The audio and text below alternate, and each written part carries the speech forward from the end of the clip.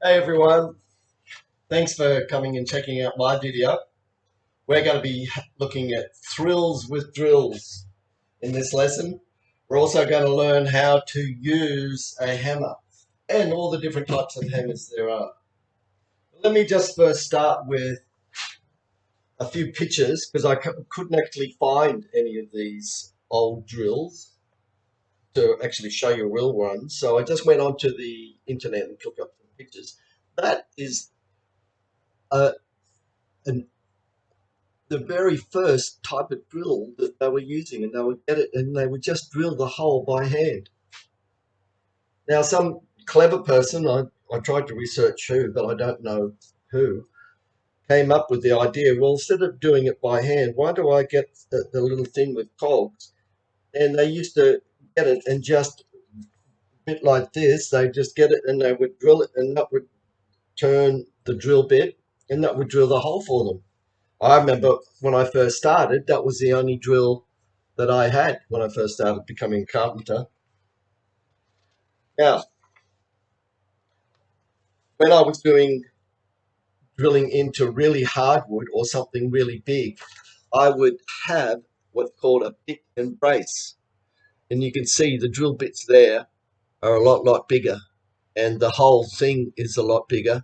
And what you would do sometimes if it was really hard, you would hang on to that top bit there. I would even lean against it, and then I would get it and I would turn it around like this, and I would be able to drill in, big holes, not just tiny little ones. See, so that one is called a hand drill, the old school hand drill, and see how the drill bit's really small.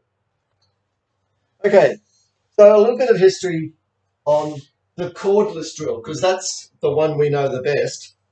I mean, this is basically the same type of drill as the one that runs off power, except the power comes from a battery instead of a power point. But if you learn how to use them, they're all pretty much exactly the same. So the first thing is, this is the trigger here, and you push that to make it go. Okay, mine has a little light on it, look, and it allows me to see what I'm doing a little bit clearer. The next thing is, uh, most drills have two speeds. That looks, you can see there, and you just push it down and it'll be the number one. One is a lower speed, two is a higher speed. So I'll just start with one. That's one, two. The revs sound the same, but this kick is actually going a lot faster. Look, maybe you can even see it. Not quite. Anyway, there you go. There's the two speeds. Now, there's three settings on most drills. You can see there, that one looks like a hammer. We're going to be talking about real hammers later on, but that's hammer. And the drill not only goes round and round, it goes up and down as well, like a hammer hitting something. It's going up and down. The next one is the setting. You just turn it around. I've got it on drill at the moment, so I'll just turn it around. So there it is. There it is on hammer. And I'll just show you the noise it makes. Now, hammer is normally used for the masonry bit for drilling holes in bricks. Now you listen. It's not only drilling the hole, it's also going bang, bang, bang, bang. Now, so that's on hammer. Now we go for putting in screws. Now, putting in a screw is very, very different than putting in drilling a hole and putting in a nail or something in the hole. So when you're drilling a screw, you want it to go in and then stop at a certain place, not just keep going into the wood, especially if the wood's really soft. So on the edge here, you can see there's numbers. Now, if I put the number down really low, that's for really soft wood, and the screw will only go in turn a little bit, and then it will stop. So there it is, going, and now close the chuck, and then see it stops straight away. Now I'll turn it to 11 and see what happens.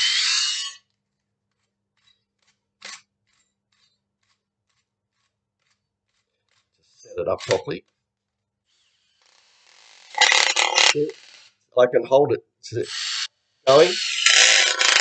It stopped. It goes bang, bang, bang, bang. It lets me know, oh, that's the pressure I need for the screw just to go flat with the wood. If it's really, really hard wood, I probably won't even be able to stop this with my hand. No, I can't. So I'll just go back to one and show you how easy one is. I can stop it with two. See how it's not turning anymore? It's just there. Now it's turning. Now it's stopped. Okay, so they're the three settings on most drill bits today. The next thing you need to learn is how to take a battery out. Now, there's two different types of ways of doing this. One is you just press that one, and then it slides out, and then you put it in a charger, and then you just slide it back in like that. There's the slide things. The slide things go in there. Bang, in it goes. There's your charge. That's the chuck key, and you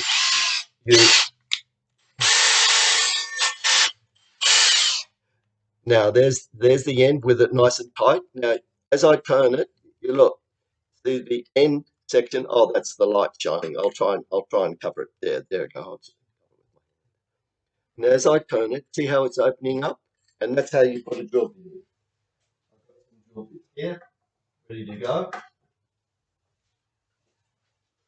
So depending on the size, that one, no, that's not big enough yet. I have to keep turning it the right way. If you're not sure, just look down at it and see, oh, is it big enough? Yes, it's big enough now. Now, if I don't tighten it, if I just put it in and don't tighten it, it won't turn into the wood. So I then have to go back and tighten it. See here, click, click, click. That's letting it know that it's tight. And then it's ready to drill. Okay, so here's a piece of wood, the side on. So when you're drilling, you have a reverse and a forward, and it always must be going clockwise to drill into the wood. So there we go.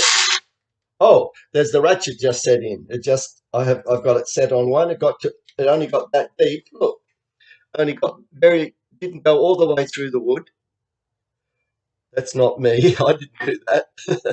Let me do another one to prove it to you. There's the ratchet. Now it's down low. See, look, that's there on the finger. There's that side.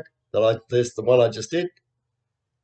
Nothing there. So that's the proof of the ratchet working for you. Pardon me, bit of a sniffle. So now, why is it important to learn how to use a drill? I think my feeling is that at any stage through your life, whether you're a boy or a girl, this is such a handy tool that at some stage, either your mum and dad will ask you to help them, and you'll know exactly what to do with a drill. And also, some stage when you're grown up and you're fixing up your house and you want to do something and you need a drill, you'll be able to go, oh yeah, I remember what the numbers are for different things, and I remember what the hammer and the drill and the screw settings are for. So that last setting, which I just realized I didn't show you, the last setting, which is that image there. See, that's the hammer. That's the putting the screws in. See, it actually looks like a screw. And it's just drilling all the time. It won't stop until you take your finger off. Now, so I'll go into that piece of wood again, and it's on drill setting, and I'll just do another hole below that one, and I should be able to go. It should just keep going and go all the way through the wood.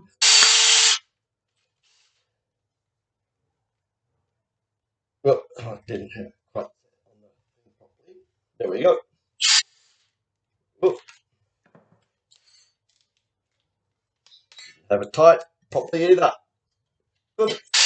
There we go. Yep.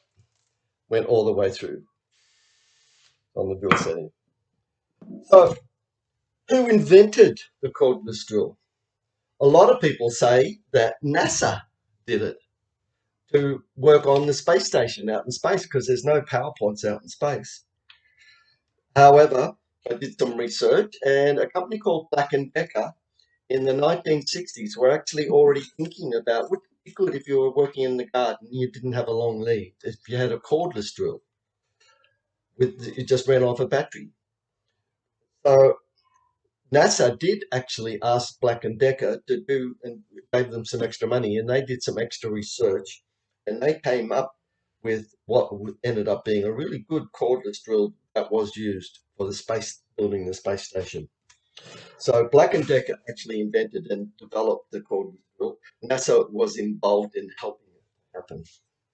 Now, hammers. I don't know if you were noticing, just in the back there, let me point. See, look, there's a hammer there, and I've got a whole range of other hammers. So I'll just move this here. Oh, by the way, there's all my, little bit hard to get the camera right. There's all my drill bits. They're all my drill bits that I've had there ready to go. And here's a whole bunch of hammers. Let me get the image right. I'm bending right down to be able to get that. Okay, there's a whole bunch of hammers there. Now, I'll just pick them all up one by one and talk about them and tell you how to hold them and how not to hurt your thumb using them. Okay, so this is the most important hammer. Yeah, and it's called a claw hammer because it's got claw feet there, and that's for pulling out nails. So when you have a nail in there, you can put the head of the nail through there and pull it out. So that's what that's for. Now, what's really important, and the main thing I want to teach you about a hammer, is see how the handle gets thicker here. Let me get it so it's nice and clear for you. I'll block out that light. So it gets thicker there. So that's the end part where you put your hand, so it doesn't come off.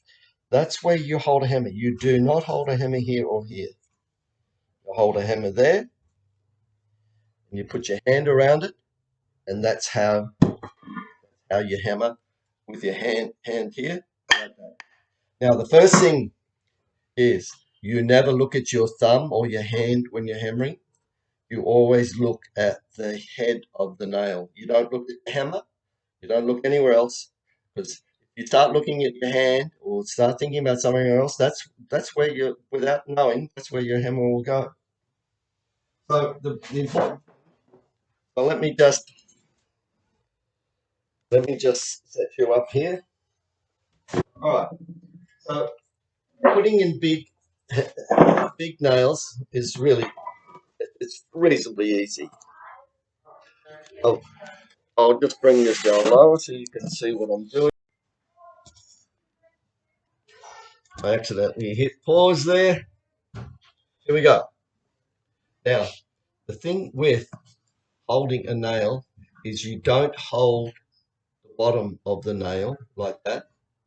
You hold the top of the nail, right at the top. See, I've got it right at the top of the nail. That's because if I should accidentally, I'll just bring, maybe if I go further up here, be clearer. Yes. So if I should accidentally hit my hand, because this is only a small nail, and like I said before, putting in big nail is actually, you have to hit it more often, but it's a lot easier because it's easier to hang on to. And the idea being, if you should, just because it's not much there to hit with the hammer, is it? So if you're going to hit your hand or your finger a little bit, because it's at the top, it's going to just slide down the nail. So I hit my thing, it just slid down, and it didn't hurt my hand that much. If I was holding it like that, and I accidentally hit my hand, my fingers have got nowhere to go, and it'll hurt my thumb more. So always hold a hammer here at the end, hold the nail at the top, concentrate on the nail. Don't look anywhere else. Don't look at your thumb or anywhere else. The head of the nail. Hit it a couple of times, and when it's ready, then you put your hand right away, and then you drive it all the way home. So that's your standard carpenter's claw hammer. But look, there's lots of other hammers. Here's a small. I'll just put you back up the top here. We'll try not to hit pause again. Stop. Oh, okay. So that's your carpenter's claw hammer. That's a smaller claw hammer, more for working on really small projects and really soft wood. This is good for all kinds of wood, especially hardwood. This is called a ball point hammer, and it's made for working with metal. And you can shape metal, the round edge. It's for hitting the metal, and particularly back in the day, they used to use lead, and they would shape the lead flashing around chimneys, and they would shape it, the metal, and bend it with this. And this is basically what I call a shoemaker's hammer. And you just tap, and you're putting in things that are called tacks into the shoe. And you're just very carefully moving things around with that end of it. But it's very light, very, very easy to work with in delicate jobs. And of course, this is a sledgehammer. And it's for putting in big, well, anything that needs a really big whack. I've used this in all sorts of jobs, putting in posts, stakes, metal stakes, but also just moving beams around and tapping things up so that they cut really big, heavy pieces of wood so that they tap up and they join properly. So there's your lesson on hammers. Now, we've got here, and you might be able to see it. I don't know if I'll be able to lift it up. But I've got the ultimate hammer here, and it's called a jackhammer.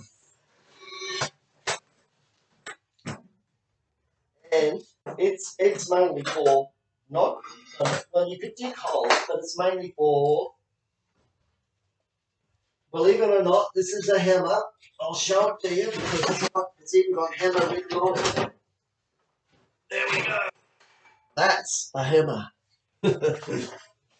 Now, look, this one's called a breaker hammer, but they're known as jackhammers. Look, see here, breaker hammer, and it, just like the drill that has the hammer on that setting for drilling into that brick, like I did at the beginning of the lesson. This jackhammer is made for digging holes into concrete, really, really hard things, and it's heavy. Okay, all right, guys, that's my little thrills with skills, thrills with drills, whatever you like to call it. I know for a fact every one of you at one stage will end up using a drill. I don't think you'll use one of these. And very last thing, while I was looking online for pictures of drills, I found this one. It's a standard hand drill, and it uses rope around like a top. And it goes around like that, and it allows you to drill. Isn't that cool? I've never actually seen one before or seen it work. So, yeah, there's must be lots and lots of other types of drills out there as well. Thanks for coming and checking out my little video. Cheers.